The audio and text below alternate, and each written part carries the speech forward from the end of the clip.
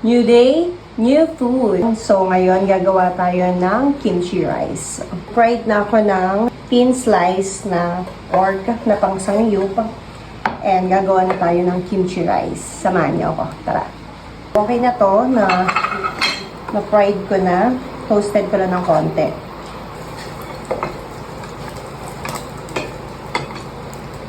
So, okay na to. Pang toppings natin yan. So, maglalagay tayo ng bawang and sibuyas. Konti lang. Kasi pang one serving lang naman yung lulutuin ko. And maglalagay tayo ng white rice para sa ating kimchi rice. Maglalagay tayo ng asin. Konti lang. Paminta. Sesame oil.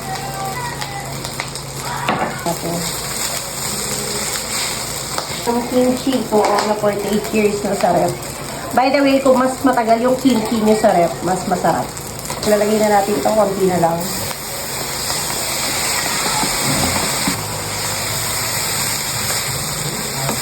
Tayo ng konti lang nito.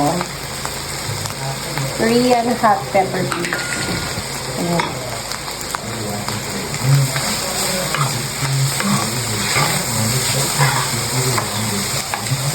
Sarap, naamoy ko na. Dali lang sa kadali. Man natin.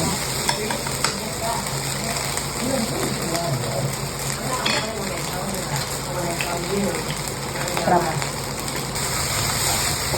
Okay na to. Nagawa tayo ng sunny side up egg. In another pan, gawa tayo ng sunny side up egg.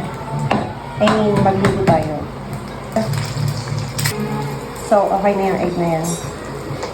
Kimchi rice. Yan siya. So, titikman na natin siya. So, gawa tayo ng egg. Tapos ng pork.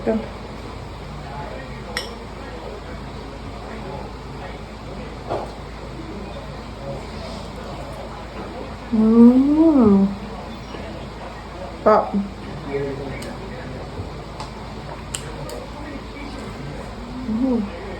Pop. Ang sarap. Kaya gumawa na rin kayo.